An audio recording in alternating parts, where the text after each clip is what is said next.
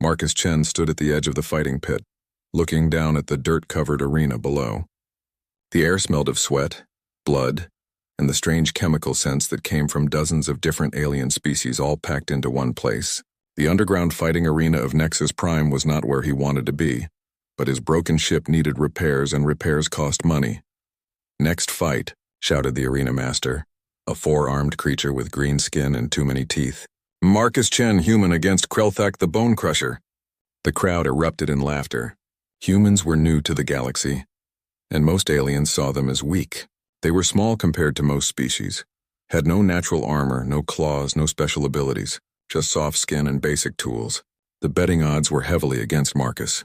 Marcus jumped down into the pit. He wore only simple pants and boots. No armor, no weapons, no protective gear. The crowd laughed harder. Some threw food scraps at him.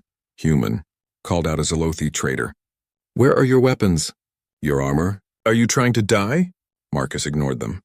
He had been in worse situations during his time in Earth's military. Back then he fought in wars between human nations. Now he fought for survival in a galaxy that did not respect his species.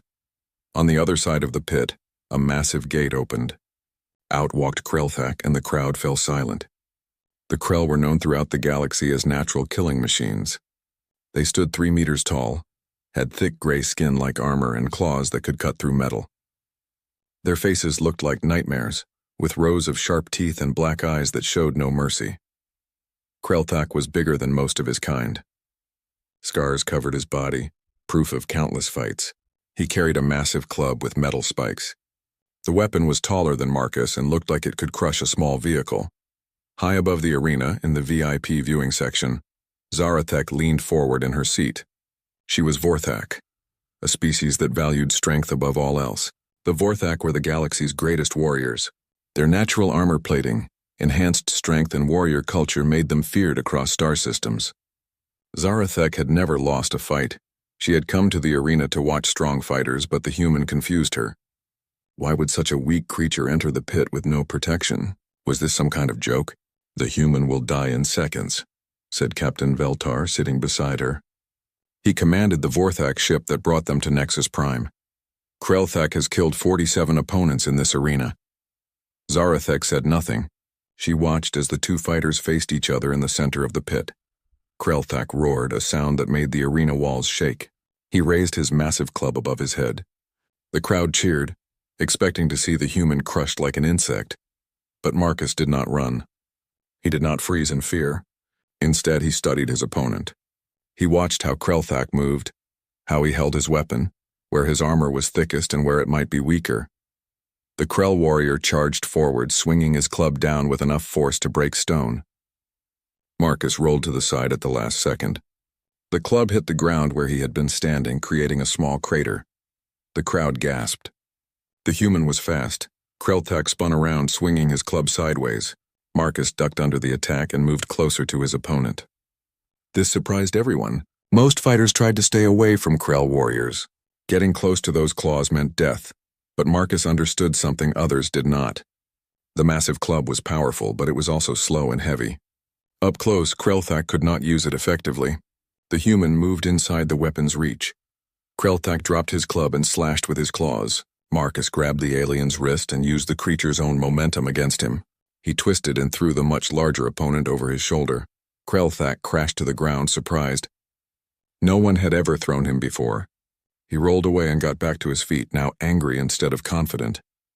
Zarathek's eyes widened. The human had just demonstrated perfect combat technique. He used leverage and timing instead of brute strength. It was elegant. It was intelligent. It was something she had never seen before. The fight continued. Krelthak was stronger and better armored, but Marcus was smarter and more adaptable. When the alien tried to corner him, Marcus used the arena walls to change direction. When Krelthak grabbed for him, Marcus slipped away like water. Marcus began targeting specific spots on his opponent's body. He hit pressure points, stressed joints, and gradually wore down the larger fighter. Each strike was precise and calculated. "How does he know where to hit?" Captain Veltar asked. "Krell anatomy is not common knowledge. He learns as he fights," Zarathek replied quietly. "Watch his eyes. He studies every reaction, every weakness." This was true. Marcus paid attention to everything. When he hit Krelthak's left knee, the alien favored his right leg. When he struck a nerve cluster in the neck, the creature's left arm moved slower. The human collected information like a computer and used it immediately. The crowd grew quiet as they realized what was happening. The human was winning, not through superior strength or weapons, but through intelligence and skill. Krelthak made one final desperate attack. He lunged forward with both claws extended, trying to grab the human and tear him apart. Marcus waited until the last possible moment, then stepped aside and grabbed the alien's arm. He used Krelthak's own charging momentum to throw him face first into the arena wall. The impact was tremendous. Krelthak hit the stone wall with the force of a speeding vehicle. He slumped to the ground and did not get up. The arena fell completely silent. No one could believe what they had just seen. A human, the weakest species in known space, had defeated one of the galaxy's most feared warriors. Without weapons, without armor, using only his bare hands and his mind, Marcus stood over his fallen opponent, breathing hard but victorious. He looked up at the crowd, meeting their stares with quiet confidence. In the VIP section, Zarathek felt something she had never experienced before. Her warrior instincts, trained to recognize strength and worthiness in battle, responded to what she had witnessed. This human had shown a kind of strength her people did not understand, but which called to something deep inside her. She leaned forward, her predatory instincts fully aroused. In her native Vorthak language, she whispered words that would change both their lives. "I want him to be mine." Captain Veltar heard her and turned in shock. "Zarathek, you cannot be serious. He is human. They are weak, inferior. Did you not see the same fight I did?" She interrupted. That human just defeated Krelthak with nothing but intelligence and skill. He turned weakness into strength. He made the impossible possible. Down in the arena, Marcus collected his prize money and headed toward the exit. He had no idea that the galaxy's greatest female warrior was watching him, or that his life was about to become much more complicated. The arena slowly came back to life as aliens began discussing what they had witnessed. Some claimed the fight was fixed. Others argued that humans might be more dangerous than anyone realized. But Zarathek ignored all the talk. She had found something rare in the galaxy, a warrior worth claiming. Now she just had to figure out how to make him hers. 3 days after the arena fight, Marcus Chen sat in a repair shop watching technicians work on his damaged ship. The fight money had been enough to fix the worst problems, but he still needed more credits for a full repair. That meant taking another job. Marcus Chen, a tall figure, approached him. The alien was clearly consortium military, wearing the blue and silver uniform of their security forces. "I am Commander Thexmar. I have a job offer for you." Marcus looked up from his data pad. Commander Thexmar was Zelothi, a species known for their careful nature and attention to detail. Their gray skin and large black eyes made them look serious all the time. "What kind of job?" Marcus asked. "Protection duty. A trade delegation is traveling through the Outer Rim sectors. Pirates have been active in that area. We need additional security." Marcus frowned. "You have consortium ships and trained soldiers. Why hire a freelancer? Your reputation has grown since the arena fight," Thexmar explained. "Word is spreading that humans might be more capable than we first thought. Some of our clients specifically requested human protection." What Marcus did not know was that Zarathek had spent the last 3 days learning everything she could about him. She had accessed military records, employment files, and personal data. She discovered that Marcus Chen was a former Earth Defense Force specialist who had served in 3 different wars before humanity joined the galactic community. His service record impressed her.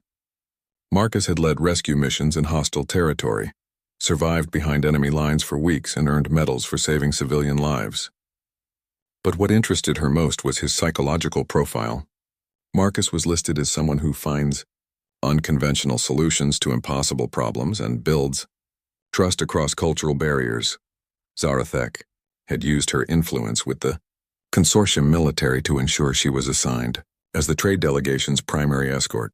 She wanted to see how this human performed in real combat situations, not just arena fights. 2 hours later, Marcus boarded the transport ship Stellar Wind.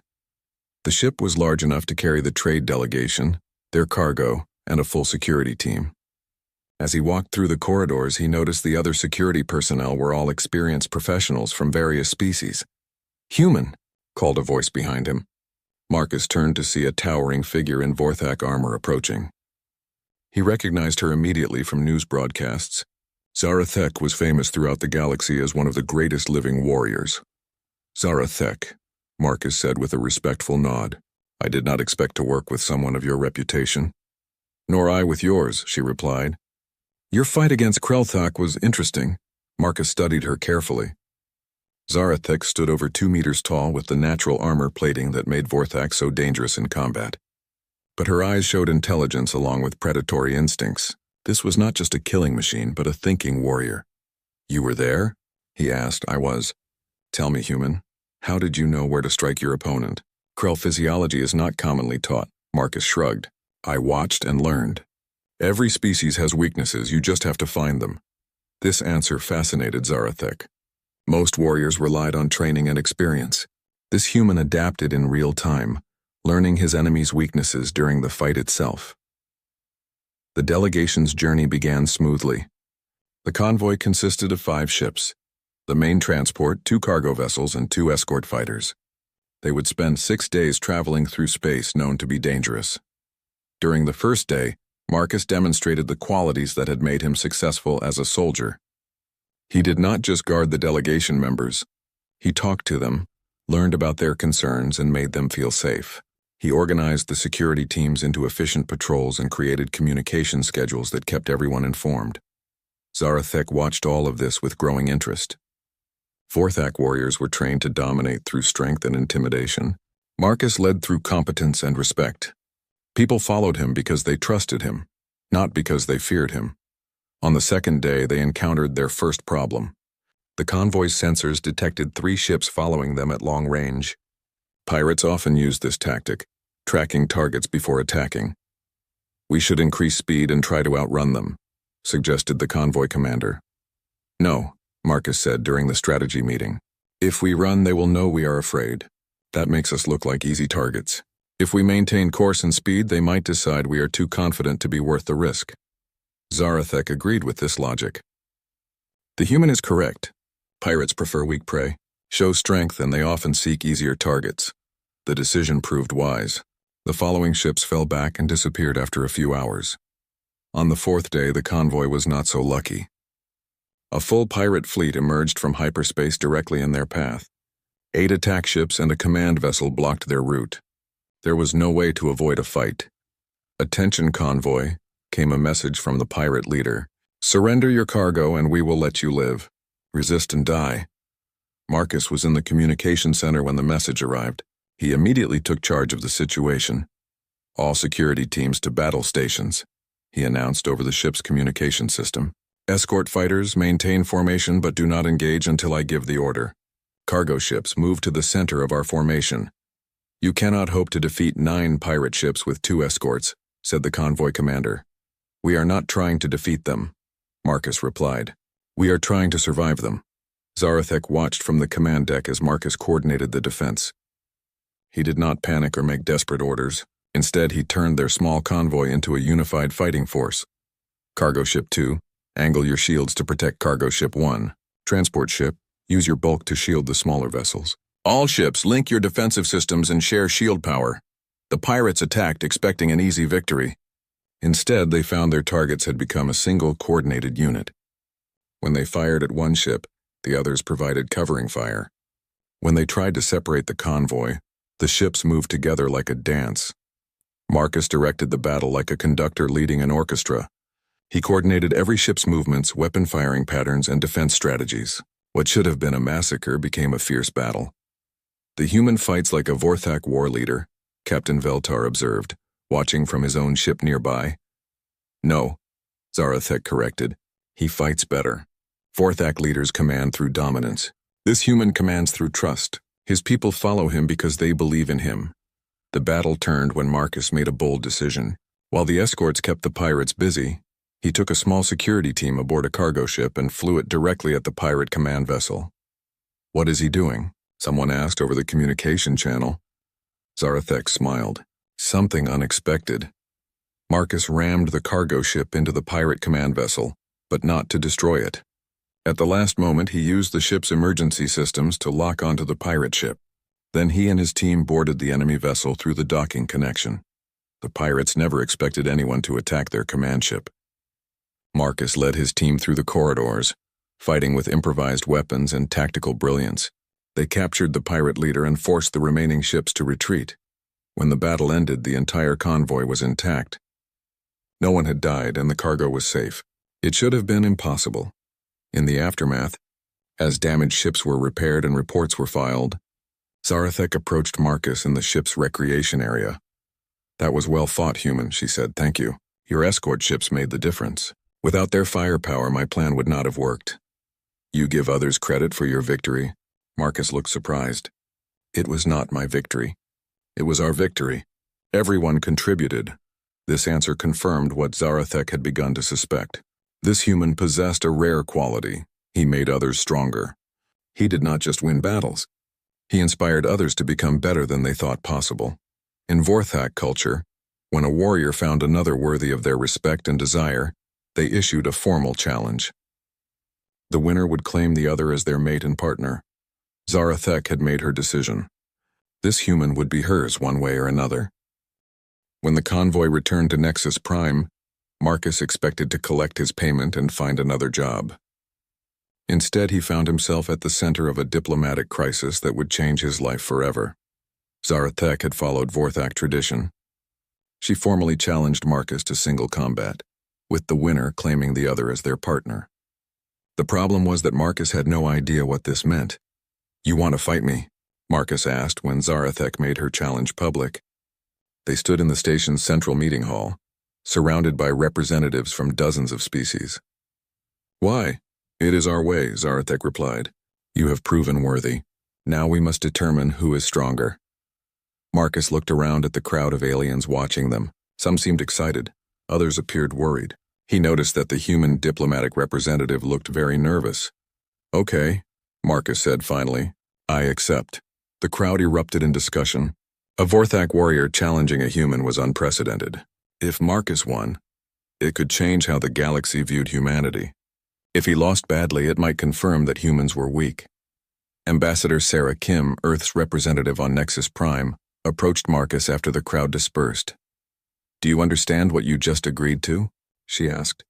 "This is not just a fight. In Vorthak culture, this kind of challenge is a mating ritual. If you win, she becomes your partner. If she wins, you become hers." Marcus stared at her. "She wants to marry me?" "It is more complicated than marriage. Vorthak partnerships are based on mutual strength and respect. She sees you as worthy of being her equal. And if I refuse the challenge, you would be seen as a coward throughout the galaxy. It would damage not just your reputation, but humanity's reputation as well." Marcus spent the next week preparing for the fight while diplomats from various species tried to understand what was happening. The challenge had become major news throughout the consortium. Betting pools formed on dozens of worlds. During the preparation time, Zarathek and Marcus were required to spend time together. It was part of Vorthak tradition, allowing both fighters to judge their opponent's character. "Why me?" Marcus asked one evening as they sat in the station's observation deck, watching ships come and go. "There must be stronger warriors in the galaxy." "Strength is not just physical power," Zarathek replied. "I have seen you fight. You turn disadvantages into advantages. You make others believe they can achieve impossible things. This is rare." Marcus studied her profile as she looked out at the stars. "What happens if I win?" "Then you prove humans are worthy of respect, and I become your partner in all things. And if you win, the same but reversed." Marcus frowned. "That does not sound fair to whoever loses." Zarathek turned to look at him. "Fairness is not the point. Partnership is about finding someone who makes you stronger. If you defeat me, I want to learn from you. If I defeat you, perhaps you can learn from me." Over the following days, they learned about each other's cultures. Marcus discovered that Vorthak society was built entirely around concepts of strength and honor. They respected only those who could prove themselves in combat. Their partnerships were not based on emotion or attraction, but on mutual respect earned through struggle. Zarathek learned that human relationships were very different. Humans bonded through shared experiences, emotional connections, and common goals. The idea of fighting someone to prove love seemed strange to Marcus. "Your species is confusing," she told him. "You form partnerships with weak individuals. How does this make you stronger?" "We do not measure strength the same way you do." Marcus explained. A human partner might be physically weak but emotionally strong, or intelligent, or creative. We value different kinds of strength. Show me, Zarathek challenged. Marcus thought for a moment, then activated his personal communication device. Sarah, can you join us in the observation deck? And bring Dr. Rodriguez if he's available.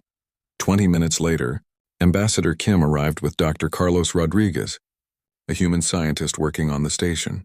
Zarathek, I want you to meet two humans who demonstrate different kinds of strength, Marcus said. Ambassador Kim has never won a physical fight in her life, but she negotiates treaties between species that hate each other. Dr. Rodriguez could not defeat a child in combat, but he created the medical technology that saved 300 lives during the Outer Rim Plague. Marcus gestured to his friends. These humans make our entire species stronger, not through physical power, but through intelligence, diplomacy, and innovation. They turn our weaknesses into advantages. Zarathek studied the two humans carefully. Both were small and weak by Vorthak standards, but she began to understand Marcus's point. A species could be strong in ways that had nothing to do with individual combat ability. Interesting, she said finally. Perhaps there is wisdom in your approach. The night before their fight, Marcus could not sleep. He had been in many battles, but never one where the stakes were so personal and so political. If he lost badly, it would confirm galactic prejudices about human weakness.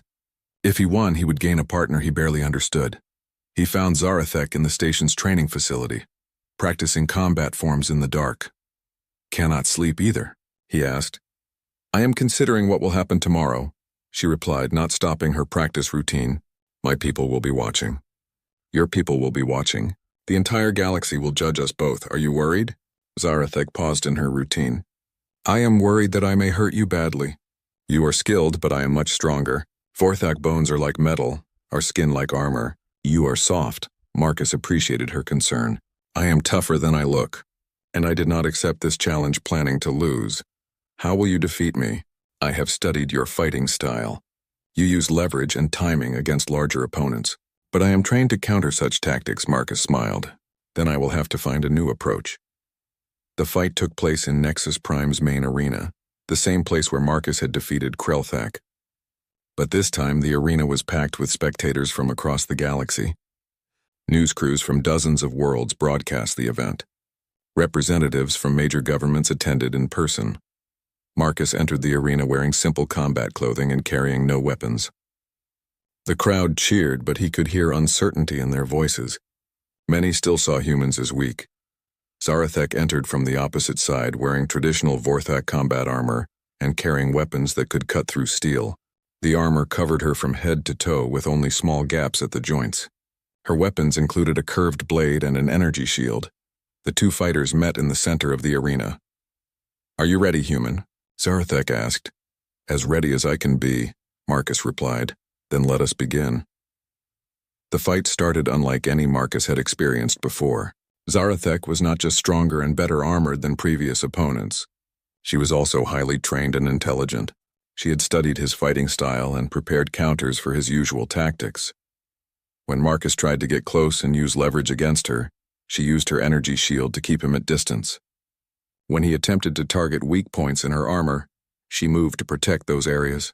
When he tried to use the arena environment to his advantage, she anticipated his moves and cut off his options. For the first time since arriving in the galaxy, Marcus found himself fighting an opponent who was superior in every measurable way. Zarathek was stronger, better equipped, and just as smart as he was.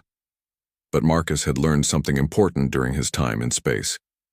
Humans were at their best when facing impossible odds. The greater the challenge, the more creative they became. Instead of trying to match Zarathek's strengths, Marcus began to do something unexpected. He started talking to her during the fight.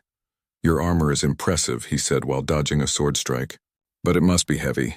Does it slow you down? Why do you speak during combat? Zarathek replied, pursuing him around the arena. Because talking is what humans do best, Marcus answered, rolling under another attack. We solve problems by discussing them.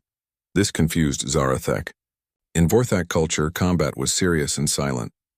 Warriors proved themselves through action, not words. But as the fight continued, Marcus kept talking. He complimented her technique, asked questions about her training, and even made jokes about their situation. The audience found this entertaining, but Zarathek found it distracting. More importantly, Marcus was learning. Each exchange of words taught him something about Vorthak culture, combat philosophy, and Zarathek herself. He began to understand not just how she fought, but why she fought. The turning point came when Marcus realized something crucial. Zarathek was not trying to destroy him. She was testing him.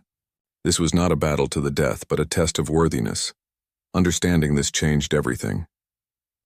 Once Marcus understood that Zarathek was testing him rather than trying to kill him, the fight changed completely. He stopped trying to defeat her and started trying to prove himself worthy. "I understand now," Marcus said, blocking another sword strike with a piece of arena debris. "This is not about winning or losing. This is about showing what we are made of." Zarathek paused in her attack. "You learn quickly for such a young species." "Then let me show you what humans are really capable of," Marcus replied. Instead of running from her attacks, Marcus began to engage more directly. But he did it in a uniquely human way. He started working with Zarathek instead of against her, turning their fight into a demonstration of what two different species could accomplish together. When she attacked with her sword, he would dodge in a way that set her up for a more impressive follow-up strike. When he counterattacked, he aimed for her armor in places that would make a good sound but not cause real damage. They began to move together like dancers, each making the other look more skilled. The crowd noticed the change. What had started as a brutal combat became something beautiful and strange. The two fighters moved with increasing coordination, as if they were performing a rehearsed routine. "What are they doing?" Ambassador Kim asked Dr. Rodriguez in the VIP section. "I think Marcus is trying to communicate something," the scientist replied. "He is showing her that humans can adapt to any situation, even one as foreign as a Vorthak mating challenge." In the arena, Marcus and Zarathek continued their strange dance of combat. With each exchange, they learned more about each other's capabilities and fighting styles. More importantly, they began to understand how their different approaches could complement each other. "Your species is very unusual," Zarathek said as they circled each other. "You turn conflict into cooperation." "Only when cooperation serves everyone better than conflict," Marcus replied. "Sometimes fighting is necessary, but sometimes understanding is stronger than victory." Their fight was interrupted by alarms blaring throughout the station. Emergency lights flashed, and a voice over the communication system announced a crisis that would test everything Marcus and Zarathek had learned about each other. "All ships and personnel. This is Nexus Prime Command. Long-range sensors have detected a Devourer fleet approaching our position. Estimated arrival time 6 hours. All military vessels prepare for evacuation duties." This is not a drill. The arena fell silent. Everyone in the galaxy knew about the Devourers. They were a hive mind species that consumed other civilizations, turning their technology and biology into weapons. No one had ever successfully fought them off. Marcus and Zarathek stood in the center of the arena, their personal challenge suddenly meaningless compared to the threat facing everyone on the station. "The challenge is postponed," Zarathek announced to the crowd. "We have more important matters to attend to." But Marcus shook his head. "No, this is exactly when our challenge matters most. If we are going to be partners, we need to prove we can work together when everything is at stake." Captain Veltar approached the arena floor. "Zarathek, I need you aboard our ship immediately. We are coordinating the defense with other Vorthak vessels." "What about the evacuation?" Marcus asked. "How many civilian ships can escape before the Devourers arrive?" "Not enough," Captain Veltar admitted. "Maybe half the station population. The rest will have to fight or hide and hope for the best." Marcus looked around at the crowd of aliens still in the arena. Most were civilians, traders, diplomats, families. They had no military training and no weapons capable of fighting Devourers. "There has to be another way," he said. Zarathek studied Marcus's face. She could see him thinking, analyzing the problem like he analyzed opponents in combat. "What are you considering, human? The Devourers are a hive mind, right? They operate through perfect coordination and overwhelming numbers, but that also means they all think the same way." "Yes, it makes them very difficult to defeat. They adapt to any strategy quickly and share that knowledge instantly." Marcus smiled, but it was not a happy expression. "That is also their weakness. If they all think the same way, they cannot handle opponents who think differently. Explain. Vorthak tactics are based on honor, strength, and direct confrontation. Devourer hive minds can analyze and counter that. But human tactics are based on unpredictability, adaptation, and creative problem-solving. We do things that make no logical sense, which confuses enemies who rely on pattern recognition. Zarathek began to understand. You want to combine Vorthak strength with human unpredictability. Exactly. But it would require unprecedented cooperation between our species. Vorthak warriors would have to follow human tactical plans that might seem crazy or dishonorable. And humans would have to fight alongside beings much stronger than themselves. In battles, they might not survive, Marcus nodded. It would be the ultimate test of partnership. Are you willing to try? Zarathek looked around at the thousands of aliens in the arena, all of them depending on the military to save them. Traditional tactics had never worked against devourers. Maybe it was time to try something new. Yes, she said, but we will need permission from both our command structures. The next few hours were chaos.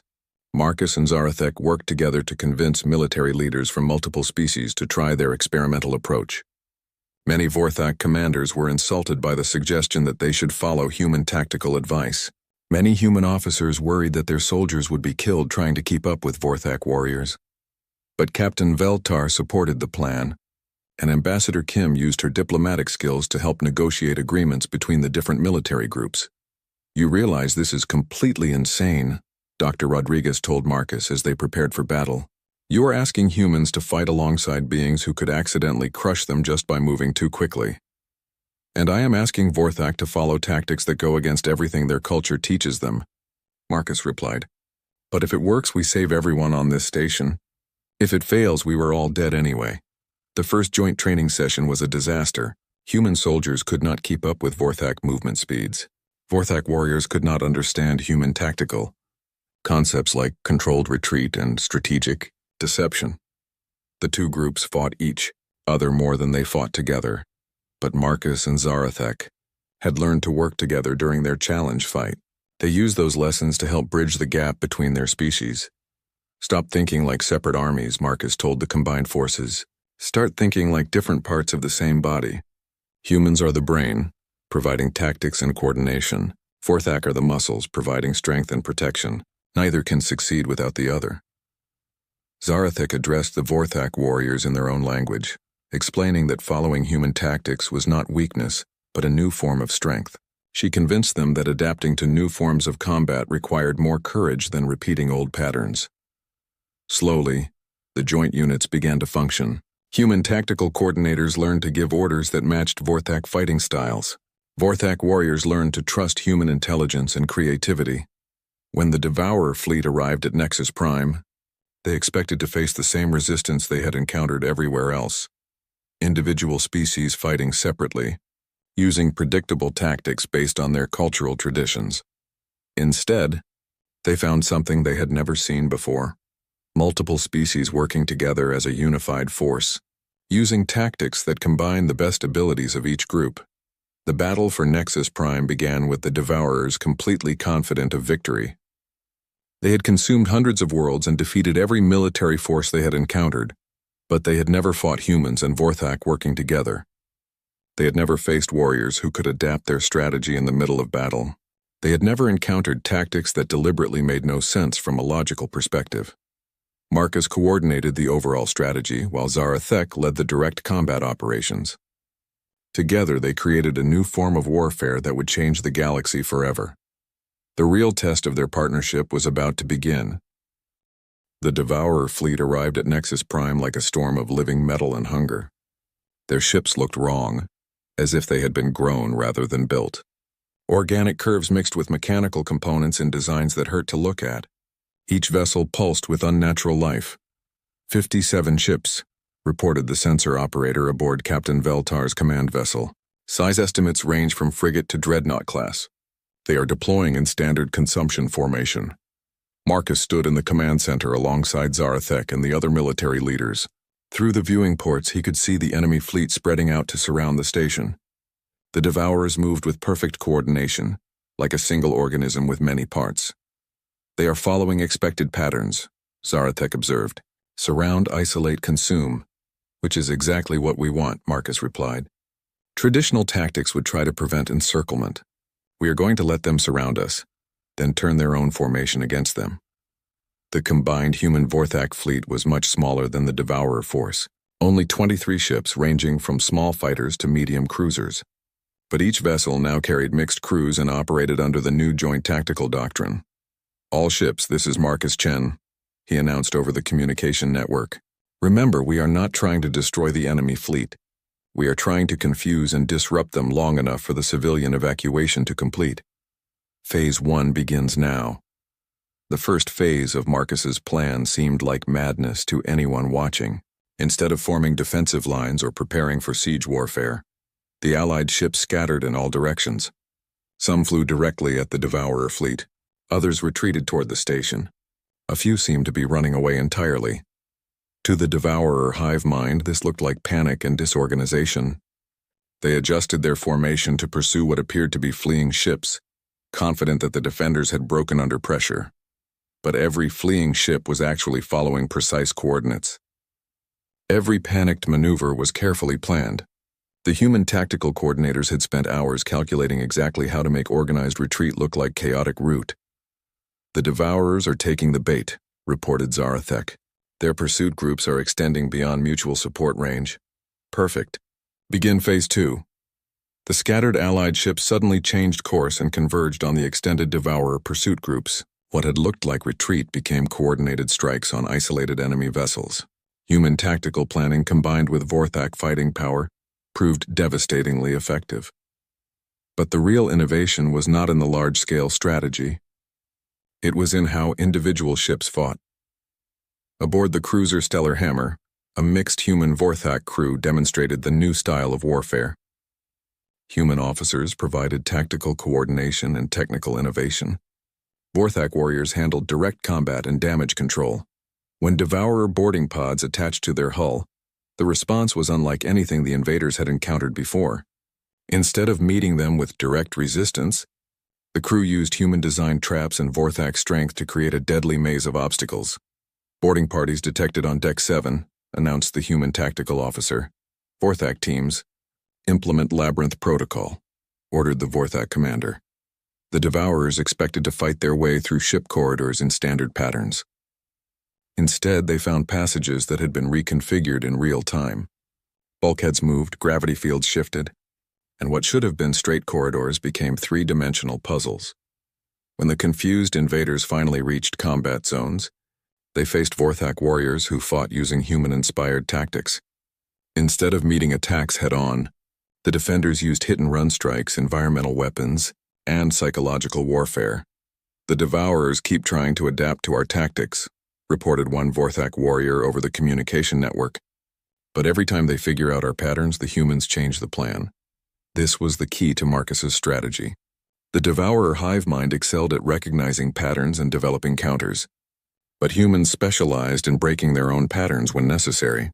They could abandon successful tactics just to keep the enemy confused. Phase 3, all ships, Marcus announced. Time for the finale. Throughout the battle, the Allied fleet had been gradually herding the Devourer ships into a specific area of space. To the hive mind, it looked like they were successfully surrounding and destroying the defenders. In reality, they had been maneuvered into the exact position Marcus wanted them. Are you certain this will work? Zarathek asked quietly. No, Marcus admitted, but it is the most unpredictable thing I can think of. If we cannot figure out what we are doing, the Devourers definitely cannot. Marcus activated the final phase of his plan. Hidden among the asteroids and debris around Nexus Prime were dozens of construction drones and mining equipment. Using Marcus's tactical coordination and Vorthak engineering skills, these civilian machines had been converted into weapons, but not weapons in any traditional sense. Instead of trying to destroy Devourer ships, the mining equipment began to dismantle them. Giant industrial grippers grabbed onto enemy vessels and started taking them apart piece by piece. Construction drones swarmed over Devourer hulls, removing components and relocating them to different positions. The Devourer hive mind had never encountered anything like this. Their ships were designed to resist destruction, not disassembly. Their tactics included counters for every known weapon type, but not for being systematically taken apart by mining equipment. The enemy fleet is showing signs of confusion, reported the sensor operator. Some ships are firing on their own forces. This was exactly what Marcus had hoped for. The Devourer hive mind could not process what was happening to them. Their perfect coordination began to break down as they tried to understand tactics that made no logical sense. All ships press the attack, Zarathek commanded. Drive them back while they are confused. The final phase of the battle was unlike anything in recorded galactic history. Devourer ships fled from mining drones. Hive mind coordination collapsed as individual vessels tried to escape, having their armor plating removed by construction equipment. The most feared military force in the galaxy was defeated by glorified space janitors.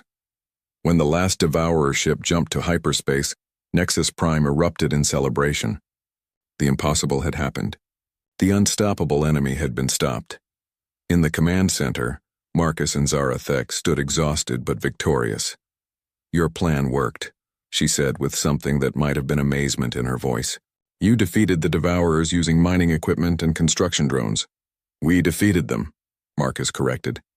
"Your warriors made it possible. Human tactics without Vorthak's strength would have failed just as completely as Vorthak's strength without human tactics." Captain Veltar approached them with a formal expression. "Zarathek, the High Command wishes to speak with you about establishing permanent human-Vorthak military cooperation. They believe this new form of warfare could change the balance of power in the galaxy. And Ambassador Kim wants to discuss setting up joint training academies," Dr. Rodriguez added, joining the group. "Every species in the consortium is requesting access to these new tactical doctrines." But Marcus and Zarathek were no longer paying attention to the politics and planning. They were looking at each other, finally understanding what their challenge fight had really been about. "Your challenge is complete," Marcus said quietly. "We have proven we can work together when everything is at stake." "Yes," Zarathek agreed. "But the challenge was never about proving worthiness through combat. It was about proving worthiness through partnership." She stepped closer to him. "According to Vorthak tradition, I should now declare you my mate and partner. But I have learned from human customs as well. So I ask, Marcus Chen, will you be my partner in all things? Will you help me build something stronger than either of us could achieve alone?" Marcus smiled. "Yes, Zarathek, I will be your partner, but not because either of us won or lost a fight, because we chose to become something new together." Around them, the command center staff cheered. But the real celebration was happening throughout the galaxy, as news spread that the Devourers had been defeated by cooperation between species. 6 months later, the Marcus Zara Training Academy opened on a joint human-Vorthak colony world. Students from dozens of species came to learn the new style of warfare that combined different strengths into unified force. Marcus and Zarathek ran the academy together, teaching others what they had learned about partnership, not domination or submission, but mutual growth and respect. Their relationship had started with her whispered words, "I want him to be mine." But it had evolved into something neither species had imagined, true partnership between equals who made each other stronger. And across the galaxy, other species began to understand that humans brought something unique to galactic civilization, not superior technology or physical strength, but the ability to find strength in cooperation and turn weakness into advantage. The age of human isolation was over. The age of human integration had begun.